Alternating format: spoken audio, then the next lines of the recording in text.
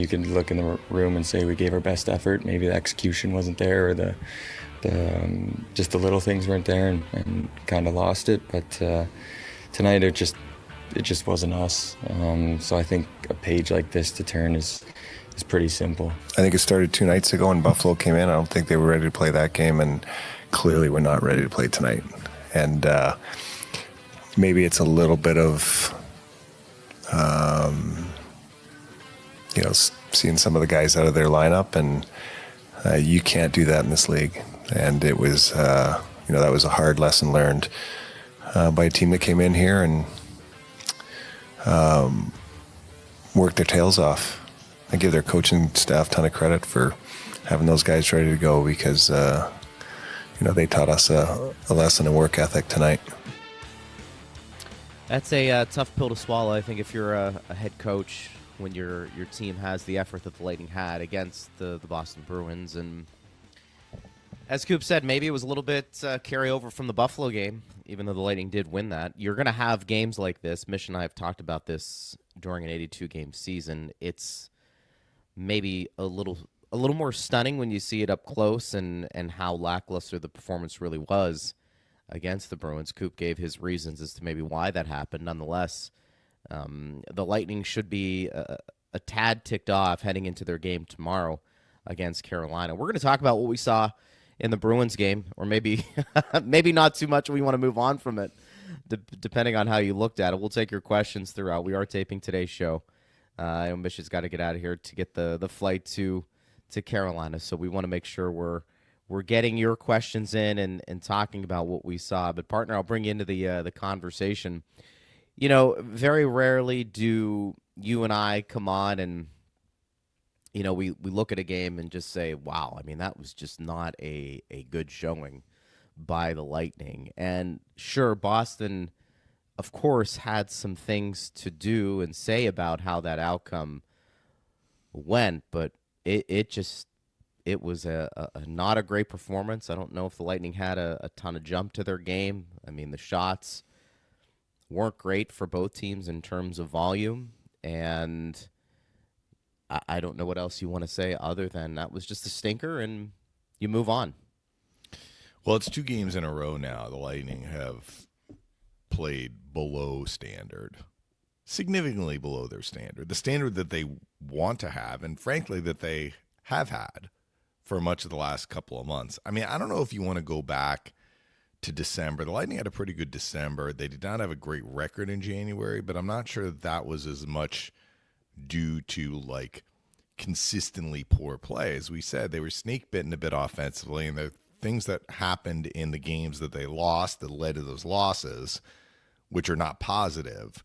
But the quality of their play as a whole in January was better than the record, 7-8-1, and it kind of turned in February. And that was what John Cooper was saying. It's I liked how we were playing on some level in January. We just weren't getting the results, and we couldn't score.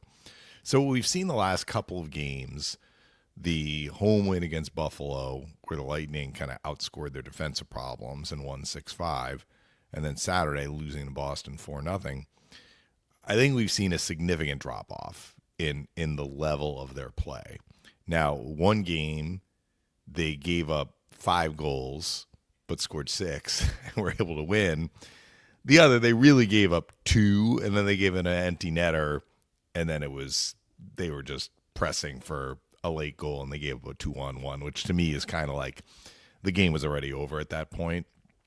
So there was a difference between the games, and here's where I would kind of mark the difference between the games. The Lightning had a very poor defensive performance against Buffalo, and Buffalo has some high-skill players who can make you pay for mistakes. They got some 2-on-1s, the Sabres did. They buried them. They got some open looks. They buried them. They have a Tage Thompson who can drill in a shot kind of from distance. He did that on their power play goal. The thing that is also true about the Sabres, though, is that they've had a bad year defensively, and despite not really being at their best, talking about the Lightning, they were able to break down the Sabres and Luukkonen, who didn't have a great game, and score 6 goals. against the Bruins, well, the Lightning didn't give up as many goals. They didn't give as many chances. And the Bruins were far less dangerous than the Sabres. So what do we make of that? What I make of it is, look at the roster. I mean, the Bruins had Pasternak, right?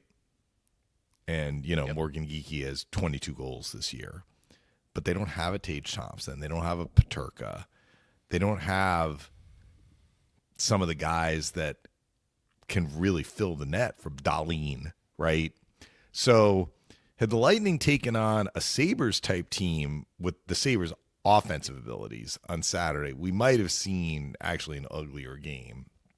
What we did see on Saturday, though, was just if you peel everything away in the sport of hockey, often it comes down to, I shouldn't say it comes down to, the starting building block on how a game is going to go is work ethic, will, want. And there's an expression that Chief has shared. One of his old teammates or former coaches used to say it, but it was something to the effect of will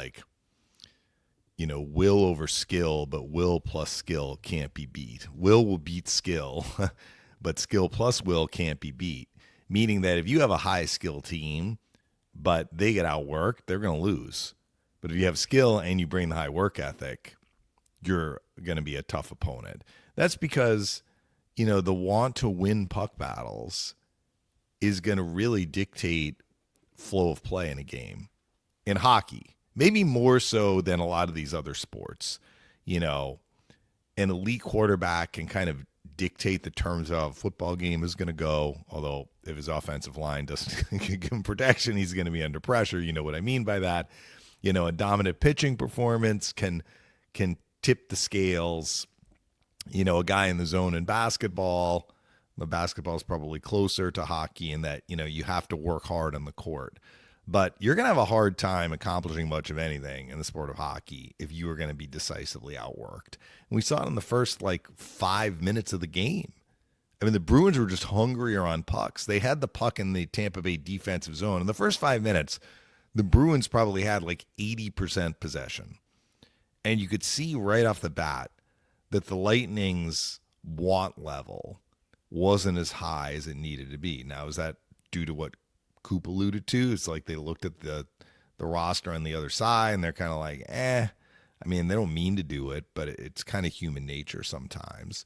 And the Bruins reacted in a very positive way. They've lost due to trades. There were 3 players traded at the deadline, right? Carlo, Marchand, and Coyle. And then prior to that, Trent Frederick was traded and Justin Brazeau. It's 5 regulars off their roster in the span of 3 or 4 days. And they pushed. They didn't go to a corner and, curl up and say uncle. And I think that's what Coop was saying. I credit their coaching staff for getting them ready to play. Their work ethic, though, only took them so far. As it turned out, they only scored their 2 goals, and they were kind of lucky goals, honestly. But because their work ethic was so much higher than the Lightning's, the Lightning had a hard time generating much of anything. But the game was close, and, Oliver Bjorkstrand hits the post late in the second period, and Brandon Hagel misses what seems to be an open net in the third, and both those plays happened when the Lightning were only down 1-0. So maybe if they get one in there, we may be looking at a different outcome, but it's the process, right? And I think if you're a Lightning fan, you have to appreciate what you heard post-game, which is what we aired at the start of the show, is the players are being very honest about their performance, and they're looking in the mirror. And so you would hope that there will be a self-correction, at the very least in terms of kind of the want, right? That's what Hagel was talking about. He's this really wasn't us. Other games we've lost, maybe the execution wasn't quite there. We make a mistake. But he's basically saying we're bringing a high effort level. And there's no reason to believe that they won't come back to that. The last thing I'll say, Greg, is this is normal. I mean, the Lightning have been playing at a very high level for months. They've gotten out of the muck of the playoff race. And while we have talked on the show, like, wouldn't it be nice to get first? Right. And I agree with you. I mean, I think no playoff matchup is easy, but getting first does mean avoiding a first-round matchup with Toronto and Florida, the teams that have knocked you out in the first round the last 2 years. That wouldn't be nothing. It would be very nice if the Lightning could get into first. But the reality is that they are in a much, much better spot in terms of their standings position than they were weeks ago. Right. And I think that this can happen. It's kind of like you've been pushing. You have a couple of non-playoff teams coming in, one which is decimated by moves made at the deadline, and, you know, you kind of let your foot off the gas a little bit. Now the question is, can they start pressing on the gas again as they have a playoff team, a team that's going to make the playoffs certainly coming up tomorrow to start a 6 out of 7 on the road stretch. I'm glad you mentioned that because I think sometimes a lot of people don't want to look at those X factors and say, well, that's a reason your team maybe has a clunker. I think everything you said is right. I think sometimes you have to look at it and say, okay, 82-game season, this kind of goes along the lines of the 60-minute game. To be good every game, to be average every game is hard to do. It just is. You're going to have ebbs and flows. And I do think the opponent does have something to do with it.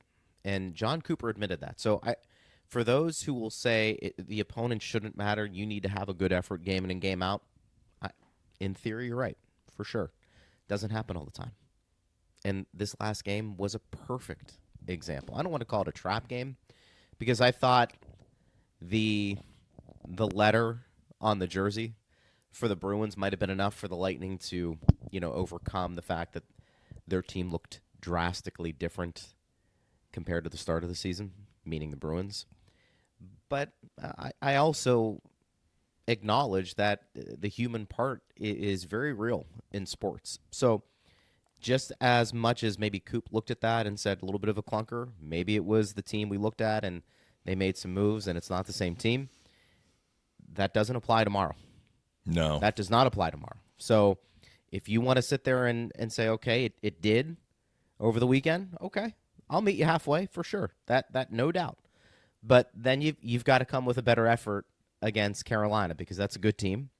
That's a team who's traditionally played the Lightning very well. You know what you're going to get with Rod Brind'Amour teams. Mm-hmm. And if you don't play well, if you have that same effort that you put forth against the Bruins in the game tomorrow, it's going to be very ugly. And then you and I are going to come on the show on Wednesday and talk about, okay, this is a little bit of a disturbing trend, and you need to snap out of this. So is tomorrow a big game? In an 82-game picture where the Lightning are? Probably not. Let's be fair. I don't think it is. Yeah, let's be fair. I think you and I, though, are curious to see how they respond. I think that's it. From 2 games that they would like to move on from. I would agree with that. I think that's fair. And look, it's another game for Gord and Bjorkstrand to feel a little bit more comfortable playing with their new team. So that's going to be very positive. So I think there are some things to keep an eye on, but I would agree with you. And I'm curious what our fans think at Bolts Radio. Are you just looking at Carolina's game and you just want to see a better effort? Sure, you want to win, for no doubt about it. And look, I do think it is a little bit more important this year to look at first place with a little bit more, I don't want to say determination, but a little more importance because of everything we've discussed. But I do think we are curious to see how the Lightning respond. And as Hagel said, I think he was pretty honest in his assessment that, maybe we didn't play as hard as we could have, and that's going to have to change. And I would expect that to happen. Whether it's good enough to defeat Carolina on the road, that's almost a separate question. But I think you and I want to at least see a better effort, and we'll kind of go from there. Yeah. I mean, this is something I was talking about with Phil after the game, and we're going to start to see these 3 categories become more pronounced as we get closer to the end of the regular season. But post-trade deadline, teams tend to fall generally into one of 3 categories, and there may be a little bit of an overlap here depending on where they are in the standings. Generally, though, those 3 categories are A, fighting for your playoff existence, right? Like, you are in jeopardy of missing the playoffs, but you may make the playoffs. Therefore, every game is like a playoff game. And you can look at the standings and see which teams fall into that category. Ottawa is playing Detroit tonight. That's a huge game for both teams. Just like the Rangers played Columbus last night. Huge game for both teams.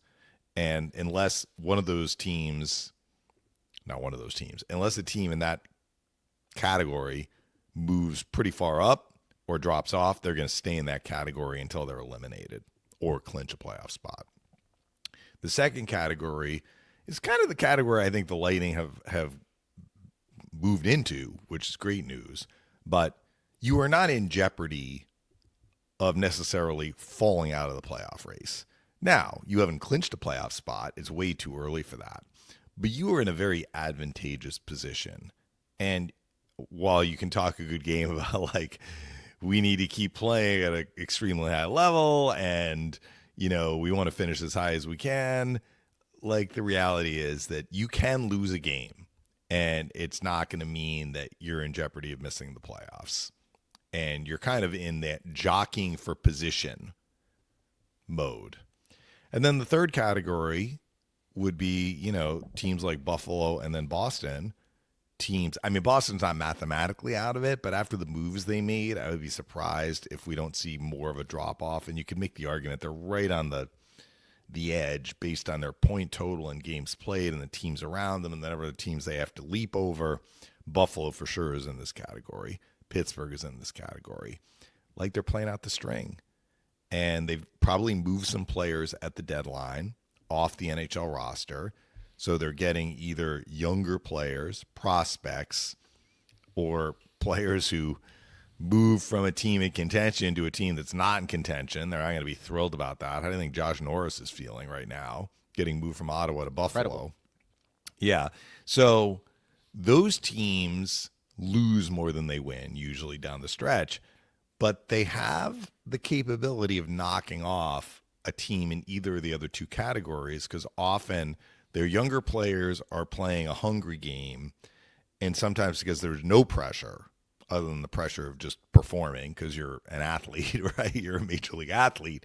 But there's just a different vibe. Like, sometimes those teams play really loose, and they can catch a team that is feeling the pressure, right? We've seen it before. The year that the Lightning missed the playoffs by a point, 2016-17, they had a huge and damaging home loss down the stretch to Arizona. Like, the Lightning were in that first category of, like, they need points desperately. And for the most part, they got points on most nights. They had a home game against Arizona that was way out of the playoff race. That actually opened the door for them to bring on Louis Domingue. Louis Domingue was the goalie for Arizona, played really well. And then the Lightning signed Louis Domingue the next year, right? 17-18, he was with them for a couple of years. But it can happen, right? Like, one team is feeling a lot of pressure, or maybe kind of, if you want to say this happened to the Lightning, they're looking at the other roster and you know, they don't bring the A+ effort. And the other team bites them in the rear end. So we're going to see this, not just, you know, with the Lightning. I hope it doesn't happen with the Lightning where, you know, they're going to be dropping games to teams that are destined to miss the playoffs. But we're going to see it. We're going to see it down the stretch. We see it every year. A team near the bottom of the standings knocks off a team way above them in the standings down the stretch.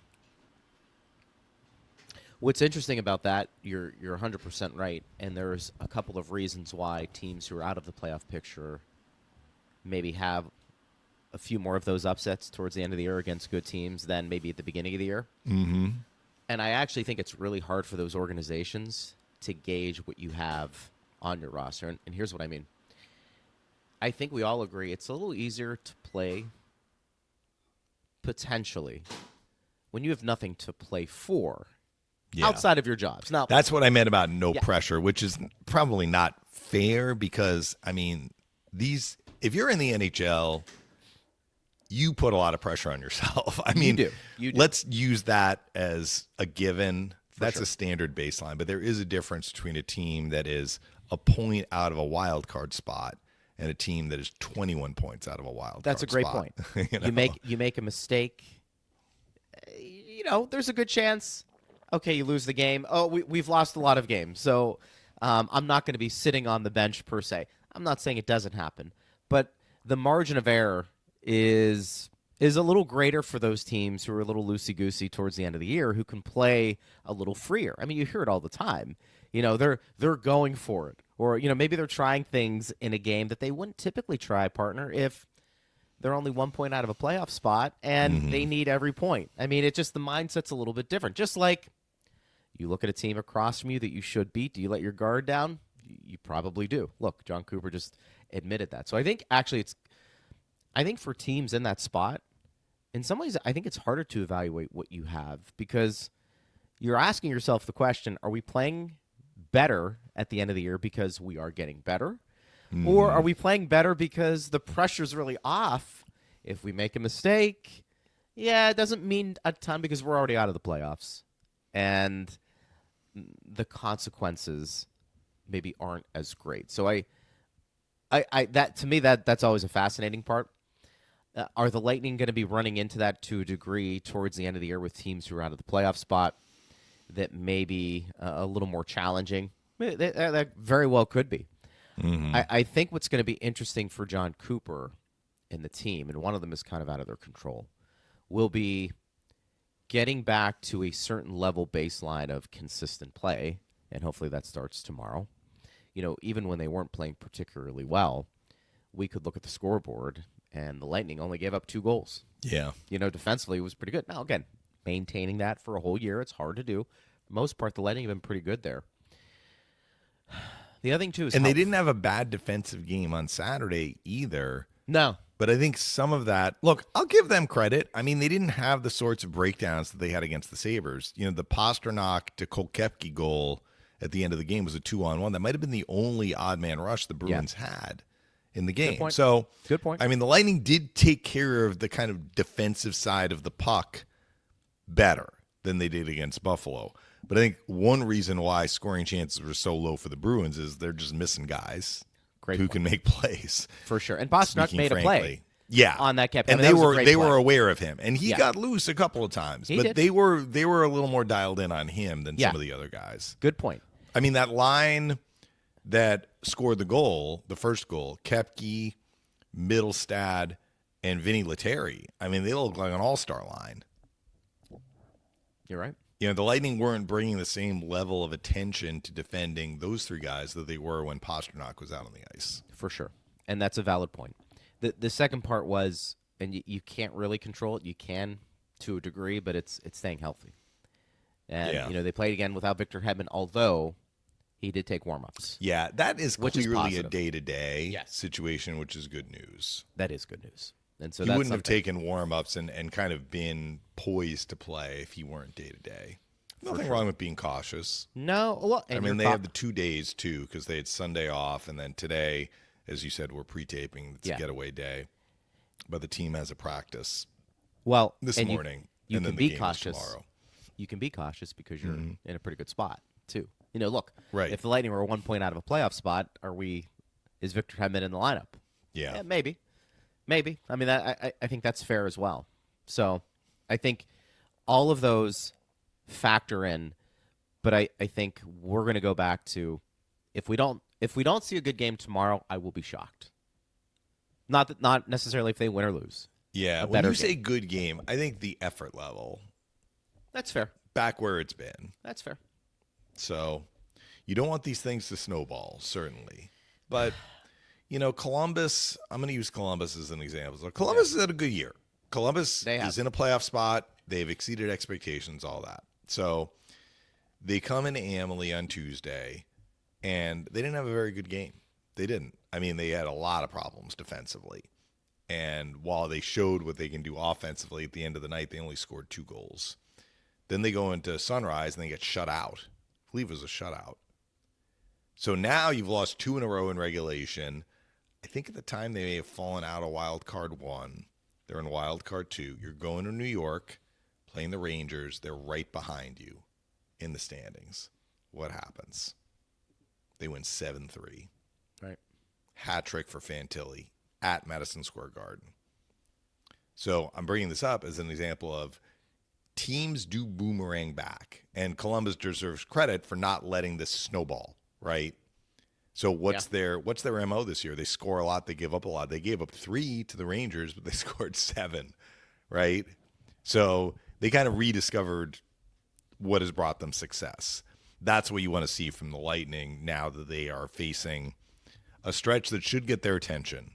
6 out of 7 on the road, even though they're seeing a couple of teams that are below the playoff cut line, including the home game. They have 2 against Philly coming up in this stretch, 1 on the road, 1 at home, and they're seeing the Bruins again. The Bruins aren't going to be looking really significantly different than what the Lightning saw on next Saturday when they're in Boston. Just for people waking up this morning and by the time listening to the show the afternoon, the Lightning still in third in the Atlantic, 78 points through 63. Toronto, 79 points through 63.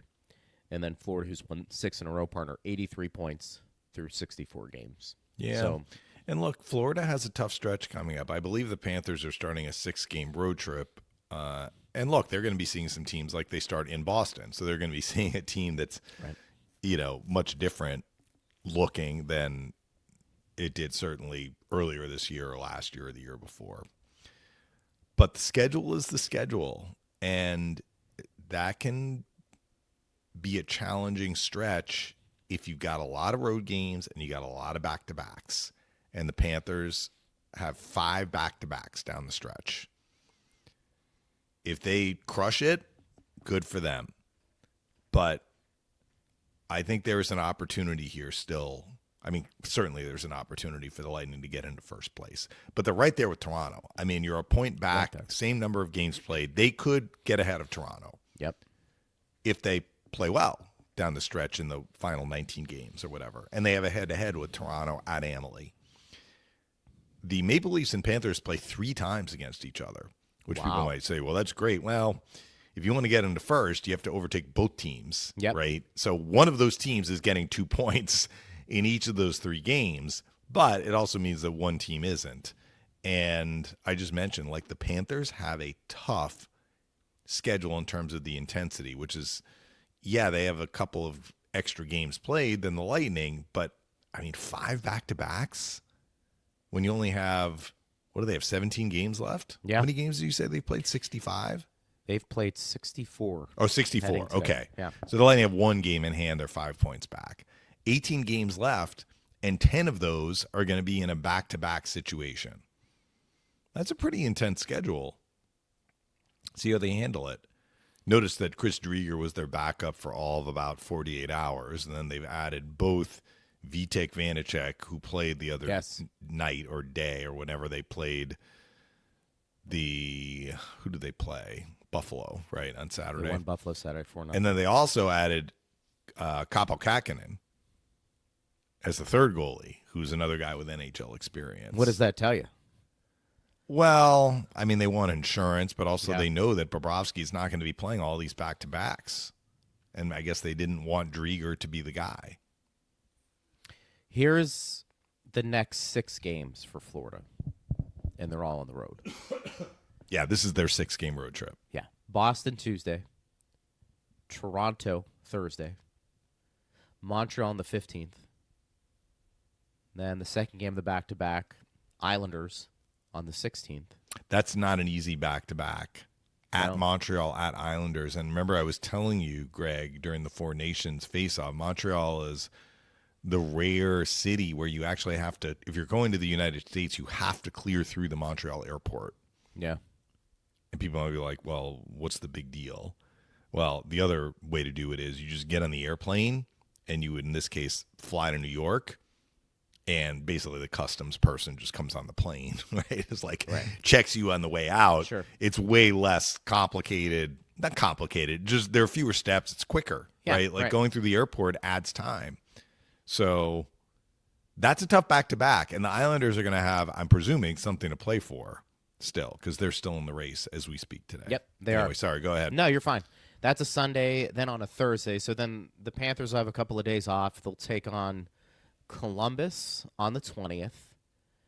and then Washington on the 22nd, and that's a 5 o'clock game. Then they have a few games on home ice. So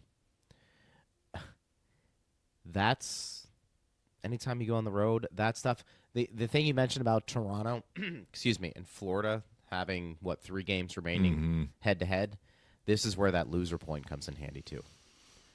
And you're talking about, playing for something, you don't want to be losing in regulation. If that battle for first place is still on the line and, Right. something you want to play for. You're talking about the loser of the Toronto-Florida games or the Lightning? No, the more for Toronto and Florida, how they have some You tough want to games avoid a coming up. regulation loss. I think, because to your point, if Florida sweeps that, now there's a lot of separation between them, Toronto, depending on what Tampa Bay does. But I think if you're Toronto, meaning that's not a slam dunk if you're the Lightning and you're watching that develop, you have to take care of your business. But there may not be a ton of separation if the loser point becomes a factor in those 3 games too. So you almost have to just see how this plays out. But I'm sure Toronto and Florida are going to look at that and say, yeah, we got to at least get a point out of this if we can. And that's what makes the 3-point game, call it the loser point, one of the biggest challenges of the regular season, and why you want to be in a playoff spot, by the way. Because if you're one of those teams who's like 3 or 4 spots out of that last wild card, and you've got to hurdle all of those teams, that loser point really makes it tough. Yeah, it does. And I think, we're probably going to see that towards the end of the year, like we always do in the NHL season. I do want to get to some questions. The other thing I wanted to add real quickly, now that the trade deadline is over, partner, and we've had a chance to kind of digest everything, I have seen some interesting takeaways from the trade deadline by national media members and pundits, and I'm curious just your thoughts. I'll give you mine. We saw so many draft picks go back. Teams almost, I don't want to say silly with what they were giving up, but, you had players who were 6th or 7th defensemen being traded for second-round picks, and I don't know what to make of it other than, is that just a copycat league with GMs looking at, look, we're going to give up draft picks and that's what we're going to do? Or has it shifted a bit? Maybe it's always been this way, but at least more so now. Has it shifted a bit, willing to part ways with draft picks, but now it's the prospects who have become the prize commodity and who are tougher to give up? Because I've never seen so many first-round picks be given up just like that. Well, Bob Beers, the Bruins radio analyst, mentioned in passing, as Phil and I were chatting with him before the game on Saturday, and he just said in passing, like, this year's draft is not supposed to be. Correct. When we say any great shakes, look, you'd still like to be picking higher in the draft than lower in the draft. And even in drafts that were not considered great drafts in terms of whoever's at the very top or depth, like they're still terrific NHL players that have been drafted in those years and have gone on to be really impactful in their careers in the NHL. So I'd have to go back and look at the full list. But I wonder if teams actually had cap space like the Lightning. Not all teams did. And or if you're adding a player with term, the cap is going up next year. So there was less need, and you're talking about prospects, but I'm talking more about position players on your NHL roster getting moved as opposed to draft picks. So did teams not have to adhere to the dollars in, dollars out as much as when the cap was flat for several years, and we know next year it's going up? And it went up a little bit this year. So, some teams were able, like the Lightning, I'm guessing, to save a little cap room. So you could just add salary. Then the calculus is a prospect is closer to becoming an NHL player than a draft pick. Maybe that was part of it too. That's one of the things that Julian has talked about. And I think you're onto something there that, the copycat league we mentioned last week, the last 4 cup winners have been very aggressive in adding players to improve their team today at the expense of draft picks. That is correct. Now, if you're going to adhere to that philosophy, there's only one team that can win the Stanley Cup. And I mean, we'll see what this means for the Lightning, Colorado, Vegas, and Florida down the road as they don't have these high draft picks. As we have talked about, I think the Lightning have been nimble to keep the window open by acquiring and adding younger players who are NHL ready or closer to being NHL ready that can offset the absence of some of these high draft picks.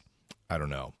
When we went off the air on Friday and we pre-taped, although I don't think this news came down, I don't think it came down until the afternoon, but the Rantanen deal. So that Rantanen deal was done. And I got to go back and kind of correct what I had said. I was just going off of what you had read, which was there may be a holdup because they have to work out the particulars of the contract, the Dallas Stars and Mikko Rantanen and his agent.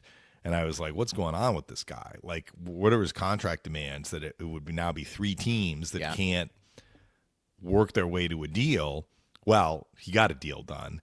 And from what I saw, it was exactly or close to what Colorado offered.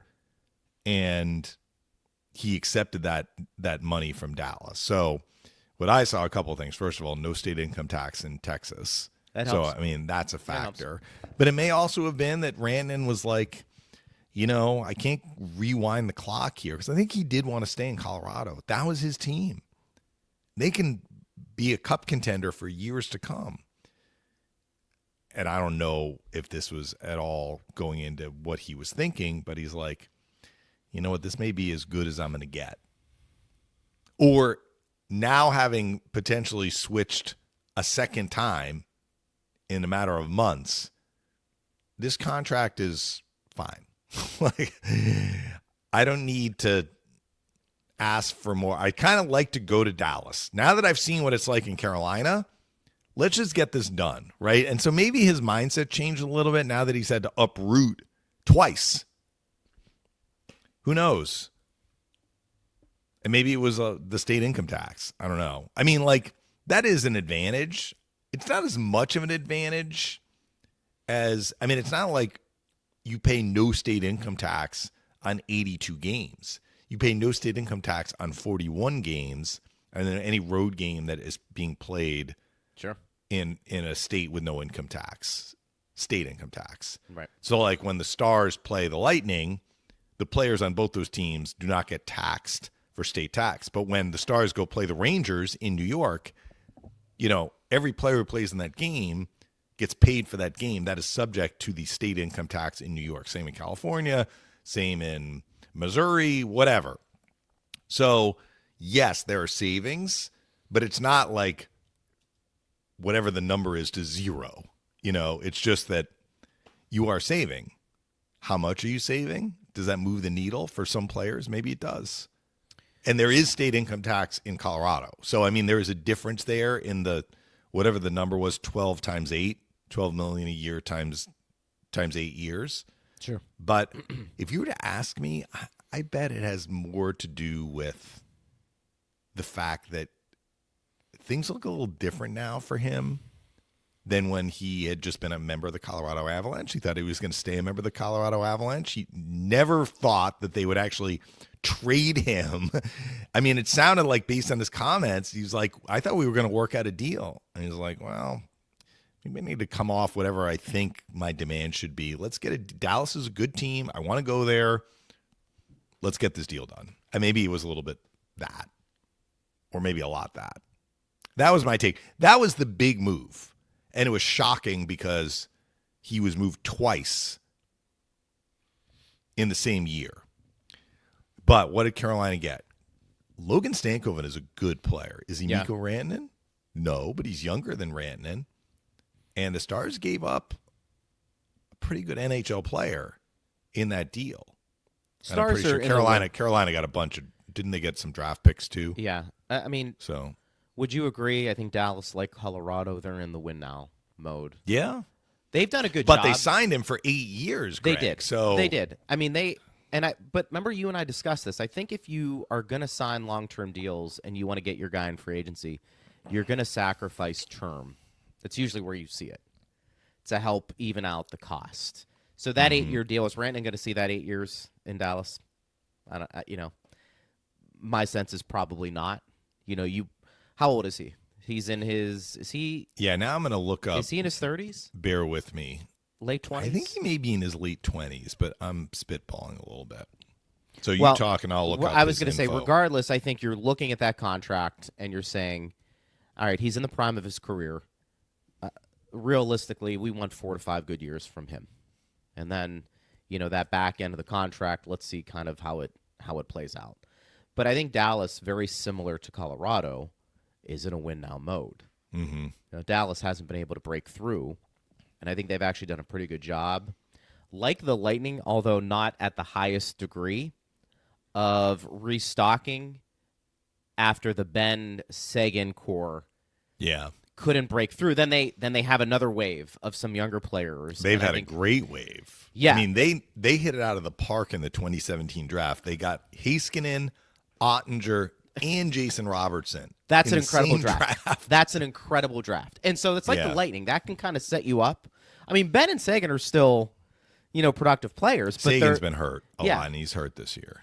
But that era of those two guys being the prominent players on a team has passed. They're now more, I would say supporting characters next to that wave we just talked about. And maybe there was a Heiskanen factor with Rantanen. I don't want to get too dramatic when it comes But there to... were Finns on Carolina, There and are. that didn't sway Rantanen enough to sign. My By the sense way, of- the deal was Rantanen for Stankoven, and the Stars also sent a conditional round 1 pick in the 2026 draft, a 3rd round pick in the 2026 draft, a 3rd round pick in the 2027 draft, and a conditional 1st round pick in the 2028 draft. All right, so And he is 28. He turns 29 in October. So Rantanen is in the prime of his career. And I'm just, while you keep talking, I'm going to pop over to Puckpedia because they'll probably have what those conditions are. Because you say conditional 1st round pick, you're like, well, is it a 1st round pick or like a 7th round pick? That's usually not the case. But it's contingent on kind of what the Stars or Carolina does, right? where they finish. Usually the Stars, because they're getting the valuable player. Right, for sure. So that is a move to win now. Why did his contract and negotiations break down in Colorado compared to finding a deal in Dallas? Your guess is as good as mine. Somewhere along the lines, my thought might have been we're not getting the full story out of that conversation, that maybe there's a little bit more to that if he really did want to be with that core. And Colorado offered him a similar contract. By the way, the condition is simply top 10 protected. Gotcha. Which the Lightning had those protections They in as well in their trade with They do. Seattle. That makes sense. So I think Dallas has put themselves one of those teams who's done a pretty good job of keeping that window open, even though they haven't won a cup. And now with Rantanen, it feels like, okay, they're going for it, again. Yeah. And it was interesting talking to Brian Engblom, who joined me partner during the pregame show against Boston. And he was kind of going over some of the moves that were made across the league. And I think he said Colorado made 6 total deals. Like they had an infusion. Yeah, of Brian decent was amount. speculating, did they make too many moves? He wasn't. I guess he wasn't sold on what they did, and that's the biggest takeaway I took from his analysis. So they got some good players. I mean, Charlie Coyle's good. He's a good player. Brock Nelson is He's a really good player. Yep. Goodness, they got some talented guys. I think Colorado, and again, I'm usually the one on here is like, I don't like to make predictions. I'm not a mind reader and all that. I'm spewing out all of these. Oh, let me put on my Dr. Freud hat and figure this out. So, from the outside looking in, Colorado wins the Stanley Cup in 2022, and they have a great team and they have a deep team. I mean, let's not forget, Andrei Burakovsky scored the winning goal in overtime in Game 1, right? Nazem Kadri scored the overtime winning goal in Game 4. Right. With 6 guys on the ice, at least the start of the play. Not to stir up dust and knock the hornet's nest. But, by the next year, both those guys were not on their team anymore. And what we saw from Colorado the next year and the year after, and I think now this is 3 years removed, Jared Bednar was like, I need to win this game. And to win this game, I got to play McKinnon, Rantanen, and Makar, and Arturi Lehkonen, and my top guys a ton. I've lost my depth. You could just see the minutes. And I understand Makar is the sort of guy, he can play a lot. And I'm really talking more about the forwards that they lost. But, like, he's throwing Nathan McKinnon out there, Mikko Rantanen. Like, they were usually, if not the top two of the top three forwards in average ice time per game for the full year. And what did it get them? They lost in the first round in 2023, and they lost in the second round in 2024. So what do they do this deadline?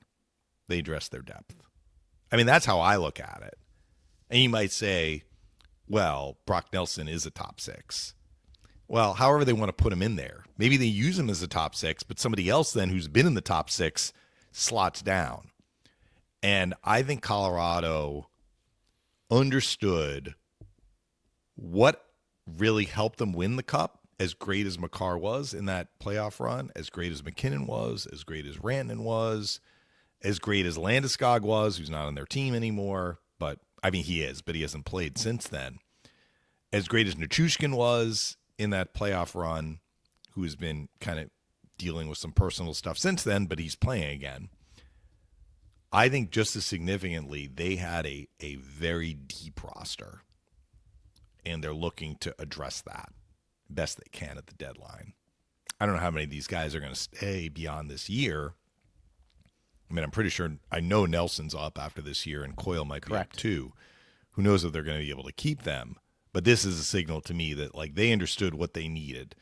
They didn't need, like, they got Natchez, right? Like, he is a top six. He is a game breaker, right? So, I mean, they got significant value in the Rantanen trade. And Jack Drury, I've talked about, he helps their depth. He does. He's a good depth player at forward.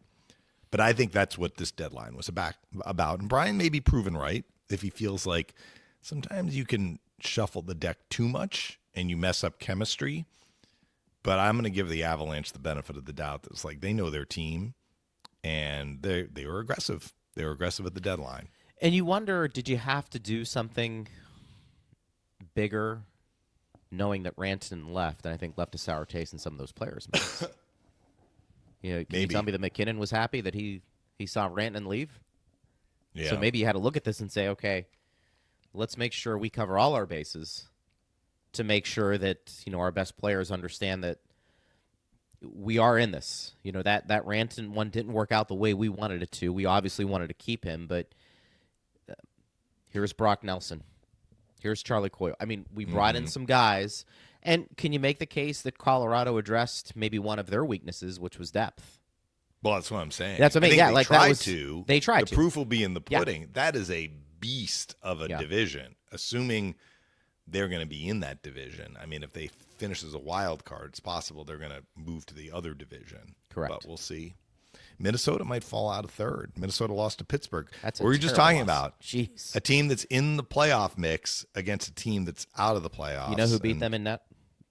Tristan Jarry. Say that again. I'm sorry. Tristan Jarry. In net for Pittsburgh. Yeah. Comes up from Wilkes-Barre. I mean, like, really, of all the goaltenders at this point, he's been up and down, but he put himself together a good game, and that can't happen. Yeah. Crosby had a couple of points, so like, you want to shut down Pittsburgh, you got to find a way to shut down that first line. You do it, and they were incentivized to play well because Fleury was in net, right? He was his last game against Pittsburgh. Yeah. Al says that Boston game, that was a letdown. That was completely expected after the stretch they had. Pass first and overpassing has crept back into their game, and bad habits are now surfacing, like not shooting, forcing passes and costly turnovers. They became a little arrogant. Time to kiss. K-I-S-S. Keep it simple, stupid. I noted, because that was an ABC game. Yeah. So it's not like, I mean, look, the ABC crew was probably very similar to the ESPN crew that was there for the Buffalo game on Thursday. Ray Ferraro and Emily Kaplan, I think, stayed, right? Sean McDonough did the game. That's correct. And he didn't do the game on He Thursday. came by and visited you. Yeah, asking for some pronunciations, wasn't he? Yeah. That's good. Yeah. I actually saw, coming out of a TV timeout, they had like a couple of clips of the Lightning passing up shots. Yeah. Like they actually had the graphic. Like Brandon Hagel, it's kind of like they have the imaginary line, like where he could shoot the puck here. Instead, he tried to make a cross-ice pass, and they had another one. It was in the second period, or it might have been in the third period, showing from the second period where they passed up the shots. I'm like, if this ABC ESPN crew that is like not in the weeds with the Lightning, like we are, and they're watching this team for half a game or maybe a little more than half a game, if they were seeing something in the Buffalo game, although they scored 6 in that game, they're like, yeah, let's do a highlight package on the Lightning passing on. And that might have been Ray Ferraro. He's like, probably, hey, could you pull some instances of the Lightning passing up shots to try and make a play? That's fair. Yeah. So, I mean, they noticed it. It was pretty obvious. It was pretty obvious on Saturday. It was. And you don't have to be in the weeds, I don't think, to see that a team's passing up shots. I mean, there may be a trend there that you can go back and verify. You know, they're not a high-volume shot team, so maybe this is unusual. But if it was notable enough, though, it was during the course of that game where it was not even done yet, where they were finding examples to show. It's a good point. By the way, is Lilleberg done fighting Boston now, or what? I mean, is this going to keep going? I don't know if the Kastelik fight was due to the fact he hit one of the Bruins players, Brown, I think. Yeah. And Kastelik was like, got to answer for a clean check. That whole thing, and look, I get it. I mean, I spent 11 years in the minors, so I understand. And this was a time when the minors was a little bit more like the Wild Wild West, right? Like, I get it. I saw some feared enforcers were like, if you even like got close to looking at the line, let alone cross that line, you were going to have to answer for even looking at the line. I get it. That's part of the game, and I understand it, and I accept it, and I'm totally fine with it. What happened in this 3-game set between the Lightning and Bruins for Emil Lilleberg was an absolute joke. Good on Lilleberg. He had to fight 3 times. Incredible. For something he didn't even start. I know. That's just ridiculous. Yeah. And you could tell, like, that whole thing transpired. He has the hit. He's approached. They're you want to say that fight was due to the hit? Okay, but I think it was a combination. It was Kastelik. Kastelik's like, I'm getting this guy. Yeah. I got hurt the first time. I'm getting him. It was convenient. The hit allowed him to have the conversation. Right. But the bigger picture there was previous history. Yeah. And look, you know, Lilleberg, I feel like the last couple of times when he's been engaged and tried to drop the gloves, he's actually kept his calm about it. I can't remember if it was a couple of games ago. He was getting hit in the face with the glove, and he just he ended up, the other player, I don't know if you remember the game partner who it was. The other player ended up getting, I think, an added penalty, and the Lightning went on an extended power play. But I feel like he handled himself well. I mean, he didn't want to fight, but he will. But I agree with you. Like, at what point has this been settled? If the role had been reversed, and the Lightning were up by whatever it was, 3 goals. This is the first meeting back in January, right? So the Lightning were up by 3 goals, and Kastelik runs at Lilleberg with literally like 2 seconds left in the game. Right. I believe there is a rule. And I'd have to look up the rule, but I think that if you are called for instigating a fight in like the last minute of a game, it carries with it a significant suspension because they don't want this in the game. Now, that wasn't ruled instigating. Right. In fact, Lilleberg got the major penalty. And I think because Kastelik, I don't even remember like why he got the major penalty, but it was ridiculous that they called that. It didn't really matter because there were only a couple seconds left in the game. But what happened was Kastelik was upset at Lilleberg for something, or just decided to like, I'm gonna run at this young player, because we're losing the game and I'm ticked off, and there are like less than 5 seconds left. I'm going out of my way to start trouble. He started trouble. Lilleberg was like, all right, I'm not backing down. I'll fight you. And in the fight, Kastelik gets hurt. There's no injury if there's no fight. There's no fight if Kastelik decides just to lay a regular body check on him in the last 2 seconds or give him a tap, which is usually what you see. Yep. So unless something happened in the fight that the Bruins were like, he was dirty in the fight, whatever, like the fact remains, Kastelik went looking for trouble and got hurt. Next game, which came like a week later in Boston, Lilleberg has to fight Trent Frederick. Yeah. Because Frederick's like, our guy got hurt. Yeah, right. You're fighting. Right. All right. So he does that. You figure it's over and done with, which he shouldn't have even had to fight Frederick. Yeah. So what I was saying is, and then we had the third fight. If the role was reversed, let's say the Lightning are up 4-1 and Lilleberg runs at Kastelik when the game is over. Okay. Or let's say the Lightning are down 4-1 and Lilleberg runs at Kastelik and Kastelik gets hurt in the fight that he really didn't want anything to do with because his team was winning. Right. Okay, that changes things a little bit. This is different. Anyway. I agree.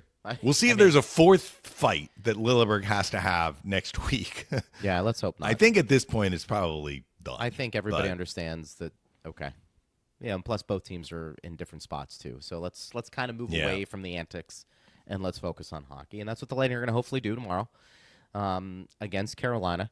You're traveling today. We're going to take some questions tomorrow at Bolts Radio and maybe even have a Carolina guest depending on if we can get somebody. But it's another national game. Steve, is it ESPN Plus or is this TNT tomorrow? Plus. ESPN Plus. Yep. So the Lightning are like the ESPN darlings. They're getting some airtime. I tell you what, it is going to be all Ovi all the time, though, in the coming weeks. It should be. I mean, you can only have that. so many national games, so I think Caps, I think the networks understood that Ovi might break the record this year, so I think they grabbed already a bunch of Washington games down the stretch, but I don't know how many more national games the Lightning are going to have after Tuesday. They should just make Washington every game at this point and just but you can't. You're not allowed to. Can they switch? You can take 13. You can take 13 games. Is that what it is? Yeah. Dave Randorf and Brian Engblom would know better than me. With all the streaming and different channels that pick up games, it's still the same. To me, that is the one record. I think anytime you break a Gretzky record legitimately, I think it's if you want to pump that thing up. How would you break a Gretzky record illegitimately? Well, the whole empty netter thing I think is unfortunately getting in the way. Yeah, you got another one. Here. Well, look, what if he gets it with empty netter? The Caps have a good team, so that's done two things for Ovi this year. In addition to him having a good year, they have a good team, so they're scoring. Right. That's part of it. Like you can have a good team and be snake bitten offense, and like just win a lot of low scoring games, but they're not. They're scoring. They are. So that's helped him. And because they were winning so much, they are up late in games, and the other team is pulling the goalie. I think he might have 8 or 9 empty netters now this year. Yeah. But, he scored over 30. So it's not like he has 9 empty netters and he has 11 goals total, right? I mean, it's not that. But over a quarter of his goals, I'm confident saying that's about fair. a quarter of his goals, if not a little bit more, have come with the empty net. But that's the benefit of being on a good team. Brandon Hagel has 30 goals this year. He has 6 or 7, I think, empty netters. I don't even pay attention to that. I know he's just a really good player, and I think that's just how you're going to look at it. Look, at this point, keep rolling, dude. He can take all the empty netters he wants. He scored plenty of goals with the that goalie also in the means his net. team's winning, to your point. And that's okay. That's a good sign. Steve said April 1st. It's not a April Fool's joke. April 1st, Lightning and Islanders. That's a game at Islanders is a national game. Okay. Is that the last one? He sent a couple of messages. Only other national game scheduled at this time. That's what we had after that. Yeah. I think if we look at the national schedule, though, the Caps are going to be regular visitors. Should we say that? They are going to be participating in a lot of national games down the stretch, as it should. They're going to get a lot of attention, those games, with Ovi getting closer to breaking the record. He's 8 away from tying and 9 away from getting the record. So we'll watch. Good luck to him. We'll talk tomorrow live. Safe travels. Yeah. Today, talk to you tomorrow. Appreciate you. Thanks to Steve Versnick. Thanks to all of you for listening. We always appreciate you guys. I'm Greg Linnelli. You've been listening to Power Lunch right here on Lightning Radio.